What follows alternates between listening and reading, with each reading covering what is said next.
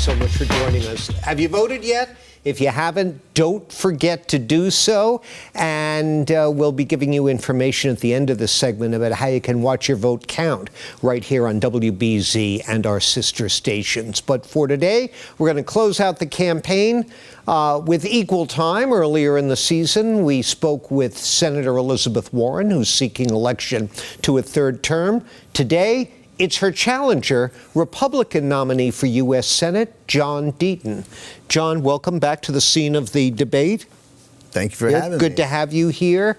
I feel a little sheepish now because before we started rolling, you were talking about how you were amazed at how many hundreds of times you were asked about your support or lack of it for President Trump. Yes. And here I go asking you the same thing. But I'm curious. First of all, I tried to look this up online. Did you ever vote for Trump? No.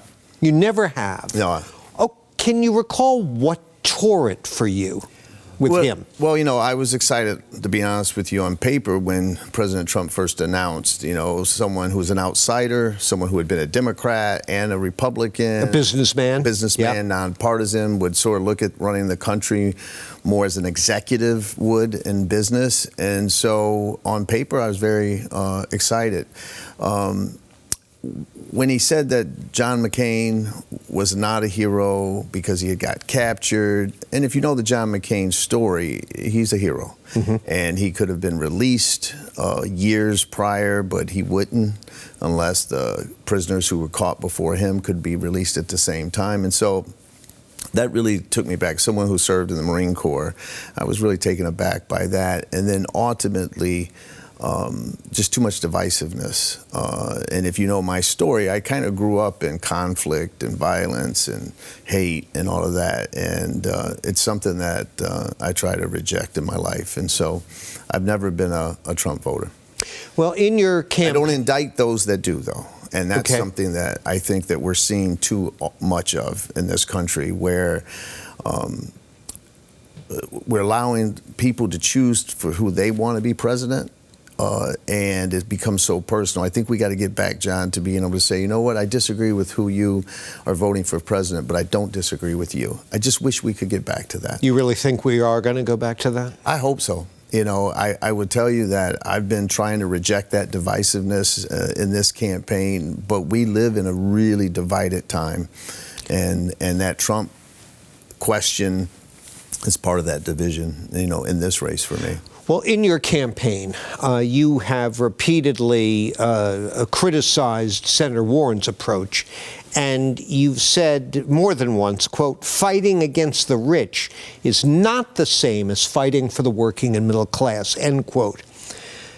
What does that mean vis-a-vis how you're going to handle the influence of the rich on policy? Well, look, I think we have really two prime examples in the last year, and I brought it up during the debates where, when Steward Health was going to be acquired potentially by United Healthcare, Senator Warren immediately objected to that. And she talked about, United Health is a big bad for-profit company, and immediately objected. The deal fell through. Amazon was going to buy iRobot. Senator Warren immediately wrote a letter to Lisa Conn and said she objected to that, and that deal shouldn't go through. Why? Because Amazon's a big bad corporation, and hundreds of people lost their job. And then Neshoba and Carney failed. And they got closed, and hundreds of people lost their jobs. So that's an example of fighting against things isn't the same as fighting for people. And I think she does that to fit that brand, that she's fighting against the rich and the wealthy and the major corporations. I've fought major corporations for 22 years, the biggest in the world, the Dow Chemicals, the Monsantos of the world, the Pfizers. And so, but I was always fighting for my clients. And that's just a big difference, in my opinion. John, you've called Elon Musk the greatest entrepreneur of our time. And he endorsed you. He said he favored your candidacy. It was not really a formal endorsement, right, but he indicated he would support you. Elon Musk has had a checkered career. I think we can agree on that. He's been thrown off the board of the company that became PayPal, sanctioned by federal regulators for for alleged stock manipulation. Wall Street Journal reported that his borrowing to buy Twitter is, quote, considered the worst deal in merger finance since the 2008 financial crisis. He allowed the former Twitter to become a real sewer of right-wing disinformation and racism. He's being sued for allegedly trying to buy votes in Pennsylvania. What's so great about Elon Musk? Well, I think it's true that he's the greatest entrepreneur of our time, but, you know,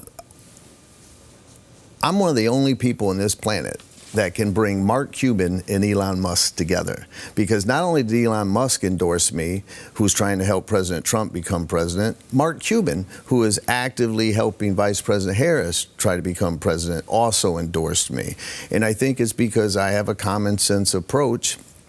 And I am a better candidate for this country and for Massachusetts. And so, listen, an endorsement by Elon Musk doesn't mean I endorse everything that Elon Musk has said or done. I certainly don't. I don't endorse everything Mark Cuban has said and done. But I am very proud of the fact that I have the most devout Trump supporters supporting me and the most devout Vice President Harris supporters supporting me. I'm asking this because really it goes to the core of Senator Warren's tenure in public office and her appeal, I think, that she fights against, or she fights to regulate and modify the impact of people like Musk.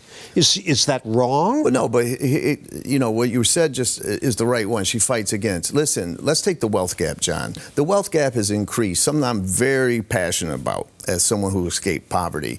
It's increased every single year Senator Warren's been in office, and because she conflates tax policy with income inequality. The two have nothing to do with each other. If Elon Musk pays $10 billion more in taxes this year, that doesn't go into poor people's pockets. And so we want to lift people out of poverty. We want to expand the middle class. And the way you do that is not just by fighting against things and fighting to satisfy your brand.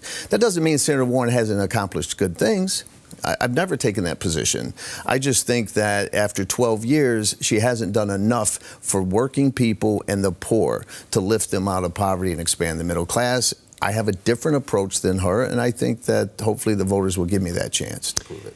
If you aren't successful this year, will you remain active in local politics? Yeah, listen, I achieved the American dream here in Massachusetts when I graduated law school, and I represent the Commonwealth in the Marine Corps. I live in Bolton. I probably will die in Bolton.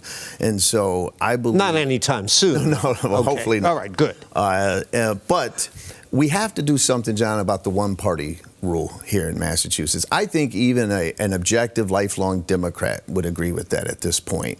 We really need to have a healthy Republican Party, because I think Massachusetts today is a case study in what happens when there's only one party rule. And John, I'd feel the same way if 88% of the legislature was Republican and all of the executive offices were Republican as well. So that sounds to me like a yes, that even if you're not our next senator, we'll still be hearing from you. Yes, you will. Good luck. Thank you. I appreciate you. And a reminder, get out and vote if you haven't already, then watch your vote count on election night. Local coverage begins on WBZ at 8 p.m. That'll be courtesy of CBS News. Then we'll be streaming on CBS News Boston and on the air on WSBK TV 38 with the local side of the story, the results of the Senate race, the ballot questions, and so on, New Hampshire governor's race. So national coverage, I think I misspoke, national coverage at 7 on WBZ, local on TV 38 beginning at 8. Hope to see you then.